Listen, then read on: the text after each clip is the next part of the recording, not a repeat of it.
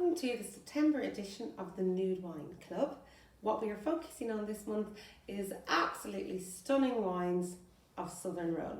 Southern Rhone is most famous for, if you go to the shop or if you're in a supermarket or in a restaurant, Côte de Rhone, probably one of the biggest ones, Chardonnay de Pape if you're going for something fancy. And then we have a Vacuras here, Gigondas is another one that you might be familiar with. So the reason why we've chosen Southern Rhone, this was super popular in the late 90s, the early noughties, before Malbec came along basically, and everyone kind of went mad for Malbec, or I suppose Rioja is still really popular. The wines are a little bit harder to understand because the grapes aren't written on the label and it isn't obvious what they're actually going to taste like. And Rhone is split into two different parts. You have Northern Rhone and Southern Rhone. And Northern Rhone is exclusively Syrah, which is also the Shiraz grape. So if you ever buy something like a Crow's Hermitage or a Saint Joseph, that is always 100% Syrah. And they tend to be really dense and damsony and peppery, and at their best they're kind of done in a Pinot Noir style, so they can be a little bit ethereal. And then in Southern Rhone, it's a blend, so it's the exact opposite. Rather than just one grape, what you have in those red wines is up to 13 different grapes.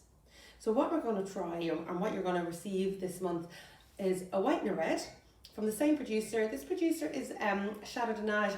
It's actually from the southernmost tip of the Rhone Valley, right down in Costières de Nîmes, so right at the very bottom, nearly coastal in fact. And then we have this beautiful red wine. The hidden gem this month is a wine from Vacuras, which is a region just north of Chardonnay de Pape. So I suppose a poor man's Chardonnay de Pape. But don't let that put you off because it is super special. So what we're going to talk about first is the white wine. The grapes in a white Côte de Rhone, or the white grapes found in Southern Rhone. It's always a blend. The most important one would be Grenache Blanc. So Grenache can be made as a red grape, it is a red grape and it's also a white grape. So a white and a red. And Grenache Blanc, it's just a really fruity, fun, easy to drink wine, a bit like a Pinot Grigio with a bit more body. But when it's blended with grapes, which is what it's done here, it really changes the flavour and the profile. So it's blended with, I suppose, the most important, the highest quality grape of the Southern Rhone, which is Roussanne. And Roussanne is most well known for its acidity, its tension, its ability to make a wine age.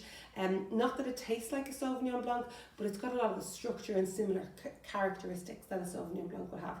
So what you've got with this wine is a beautiful fruitiness, kind of like pears and pear drops and melons and maybe a little bit of grapefruit.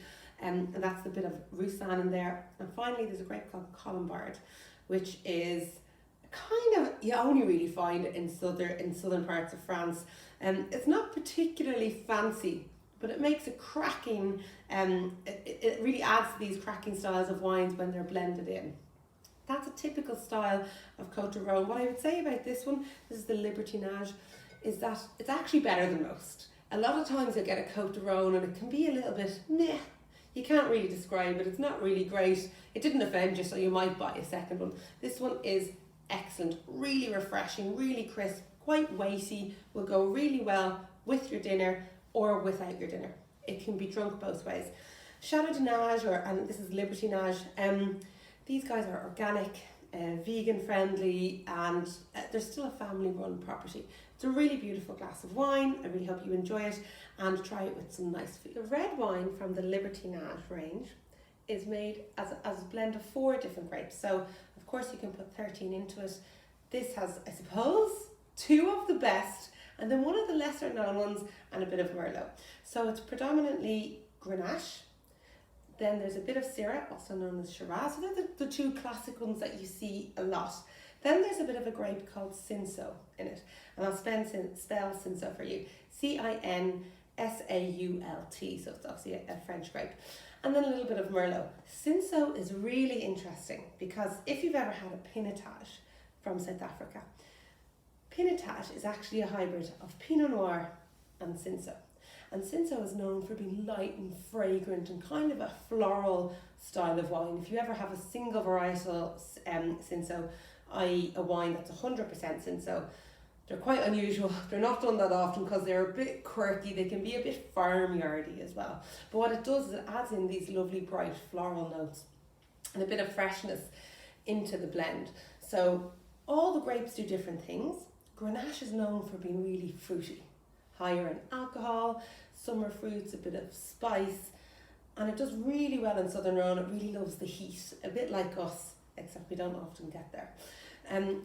Syrah, also known as Shiraz, it's dark, plummy red fruit, a little bit of white pepper spice, and it kind of adds that depth and quality into the wine. So you find Syrah quite a lot. It's nearly, Grenache and Syrah are nearly the given in all of the wines from Rhone. And then it's what else goes in to, I suppose, add in a little bit of oomph, a little bit of body, what else is available to people. And then finally, the last grape in this is Merlot. Why is Merlot in it? They're allowed to put it in. They probably can grow it. They might have the right soil for it. And Merlot is soft and round and plummy and easy to drink. And the result is a really beautiful wine. Medium bodied, really fruity, really bright. You could actually put it in the fridge and drink it a little bit cold if you want to do a little bit chilled down. Perfect by itself, perfect in front of the TV with a packet of cheese and onion crisps, but it will also go really well if you're going to have a little bit of food, some steak, some pork, it'll be really nice with. They're just beautiful wines. And again, organic, so there's no chemicals. These are both 12.5% alcohol, much lighter when you compare it to the Vacuras. The Vacuras is 14%, and you know it's a wine where you know you're drinking a 14% wine, whereas these guys are so light, you get to the bottom of the bottle very quick. So that's the typical style that you're going to get with these Côte de Rhône style wines. So it doesn't say Côte de Rhône, it is actually from Costières de Nîmes, but that's exactly what you would expect from. Last, but by no means least, is our hidden gem, the special one of the box, and we have this absolutely beautiful wine from an area called Vacuras. So how the layout of Southern Rhone is that the whole area is known as Southern Rhone, and the best villages, the wines that have the best soil, sun, microclimate aspect, get elevated and get to be called after their own village.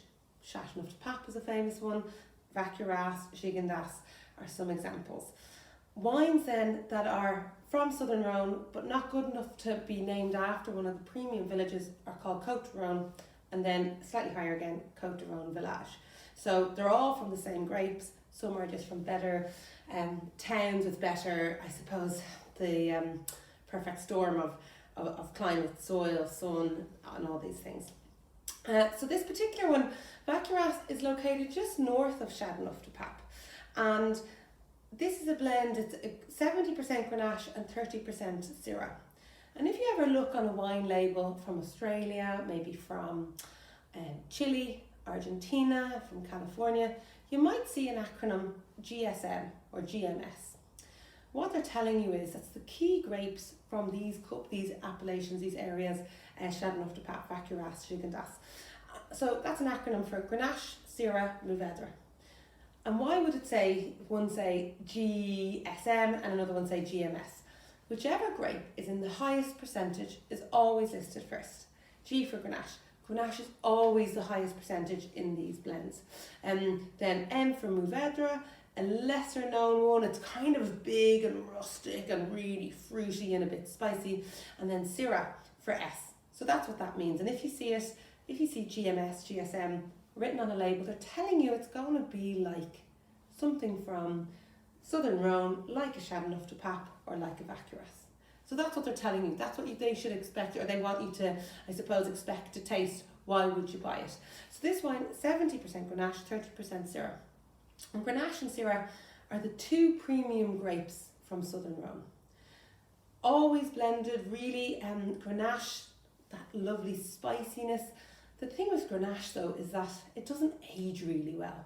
You know, you find those bottles, or you've heard of those bottles of Bordeaux, 1982, 1959. You never see Châteauneuf-du-Pape that old. And that's because Grenache, as beautiful, as flamboyant, as rich as it is, it doesn't have massive aging potential because the skin is quite light. So the tannins don't tend to be that strong enough to give the structure to the wine. So oftentimes, that's why it's blended. And Syrah is the opposite of Grenache. Syrah has this beautiful thick skin and gives the wine a much darker colour, and that assists it in allowing it to age and get a little bit more mature. This particular wine, the Vacuras, is 2016, so it's 5 years old. So it has got those lovely mature flavours that really elevate a wine from being pure fruity into layers when you taste it when you first open it, compared to an hour or two later and you're thinking, wow, this wine is amazing, it's totally changed. That's why, because it has 2 grapes and they've mellowed out, they've developed those dried fruit and savoury fruit flavours.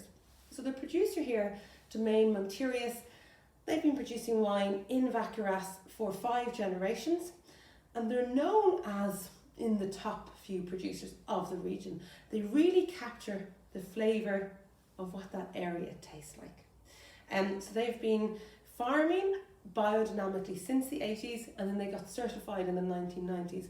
So these guys have not been using chemicals for a really long time, way before it was trendy to be organic or biodynamic, anything like that. It's also a vegan friendly wine, and that means it's filtered and fined with byproducts of the earth. And I always think it's funny, you often find these red wines, these big ones that you think that are going to go really well with some steak or some ribs, are vegan. So not that a vegan would be eating steak and ribs. And just with this particular wine, I can't remember what I was going to say. Oh, yeah.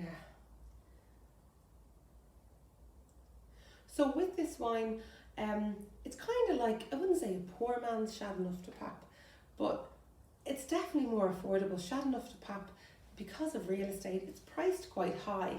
Years ago you could get one of maybe under €30. Now it's quite hard to do so. So when you look for these lesser known places, these lesser known appellations, you get really good gems, really good value for money, and it allows you to taste how great that region is without actually having to open up the wallet and get the credit cards out. So it's a really lovely wine, and it's called Garrigue. And that's actually a reference to the wind that blows all the way through the Southern Rhone region, which is called the Mistral. And they're calling it Garrigue because it has picked up those flavours that you get in a breeze when you're down that part of the world. That kind of lavender, thyme, those kind of herby flavours. It's a really beautiful wine. Savour it, open it, I suppose, on a lovely Friday or Saturday evening. Don't share it, it's far too nice to share. Keep it for yourself, and I hope you enjoy it. So that is the Nude Wine Club for September.